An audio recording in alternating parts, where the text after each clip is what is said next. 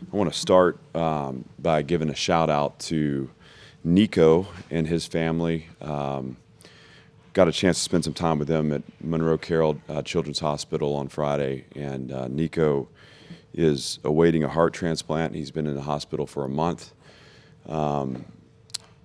Last week before the Virginia Tech game, he had a chance to meet Diego and became a football fan in that moment, a Vanderbilt football fan, watched the Virginia Tech game. I'm sure he was watching tonight. Nico, if you're listening, I know you gave us your energy and your all tonight. We appreciate it.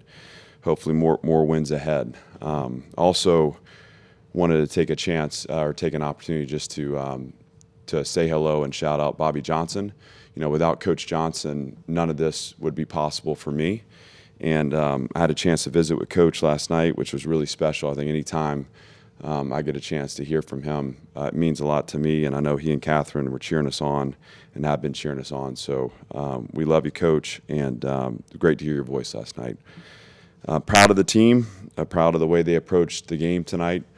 I think we're going to look at it and obviously celebrate some aspects of the performance. The challenge or what we need to do now is how quickly can we turn the page and focus on Georgia State, which is going to be a tough opponent for us in a road game to boot. So certainly want to clean up the penalties. That's uncharacteristic of our program. And in games where the margins are a little tighter, those kind of things can get you beat. So we can clean that up. We'll find some other things to focus on too with respect to tonight's performance. But on the whole, I was proud of the way the team responded to the challenge and delivered a big win for us. And happy to open up for questions. Is this pretty much what you were looking for from the defense? They never crossed midfield. I don't think it was like 71 or 72 yards. Yeah, I think we have a chance to have a good defense, and it's about playing our game and playing within our structure and playing hard. And we were disruptive on the ball. I think we actually had the opportunity on a couple more maybe turnovers. But yes, I thought again we played physically. That last drive, we a couple penalties, the face mask, the hands to the face. Again cleaning that up. Wanting to see that. But I was proud of the way we played on third down. Anytime we can win on third down and get the ball back to our offense, it gives us a chance. They were disruptive on the ball, played with spirit, and we'll look at the film, but from the sideline, it didn't seem like there were a lot of times where we were out of position too. So that's a good formula for us, and I was proud of the way the guys played. Martell Height, first punt return touchdown since 2012. He had 127 punt return yards. Obviously, you and the staff probably not shocked by that, but how much of an energizer was that tonight? Yeah, I thought Martell kind of was our top performer tonight. He made a huge difference. He's played well at corner for us in 2 games, but the difference he can make as a returner. It showed up in a critical moment against Virginia Tech, and obviously it showed up tonight. And he would tell you, just like he just told the team, it's about the other 10 guys on the field too. You got to credit Jeff Lepak and the work he does, and then that punt return unit who made good blocks and didn't draw a penalty to send the return back. And we know Martell's skilled enough to make it happen. So really happy for Martell. Here's a guy that a year ago was kind of forced into action and had to grow up fast last year. To see him having success is awesome. So we're proud of him. After an emotional game last week and a game that probably took a toll on you guys, and obviously was a lot this week, what do you think of the intensity that you guys came out with early, especially? Yeah, these guys are hungry.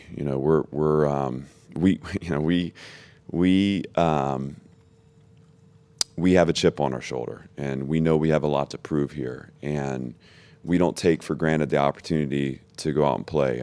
There's 12 of these on our schedule.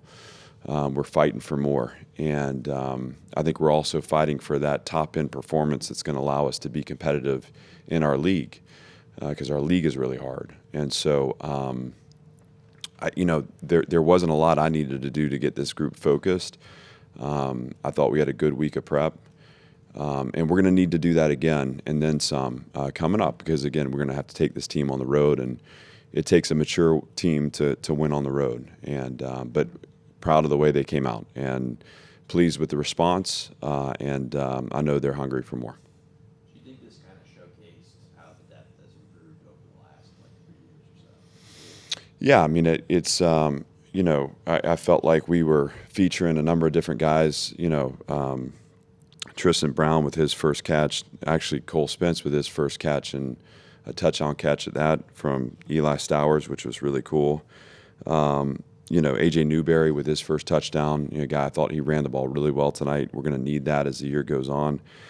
So you saw a number of guys, obviously Nate coming in and pulling the ball down on his first snap, and really saw, his playmaking ability. I thought the throw to Quincy was really nice too. Unfortunately, we got the penalty on it, but I'm proud of Nate.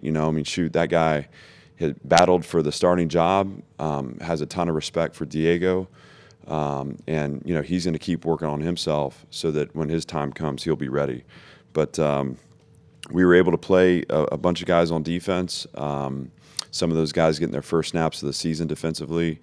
That's a good thing, and we're going to need them as we go. So certainly featured the depth tonight. That'll be critical for us as the year extends, because inevitably in this conference you're going to have to play with your 2s and 3s at some point to win a game. Great fan turnout tonight. Can you talk a little bit about the difference between week 1 and week 2 and what that helped? I'm sorry, the question was? Sorry, great fan turnout tonight. Can you talk about the difference between week 1 and 2 and the energy that kind of gave you? Yeah, look, I want to be careful because this isn't about creating an environment that's good for Vanderbilt. This is creating a really good college football environment. And I think what I said a week ago or whenever is, I want the stadium to be full of black and gold, and it wasn't full tonight. What I can focus on is continuing to build this program and to inspire people to show up. For those that came tonight, we did feel the energy, and we appreciate that, and it was a lot of fun to see a group of people there to support this team, including our students. But we just no different than with the program. We strive for highest level, and with what the chancellor and Candace have done with building out this facility, and again, when the south end zone's done, it's going to be a really neat environment. And I want to get people accustomed to showing up early, staying the whole game, and cheering a group of guys on that really deserve their support.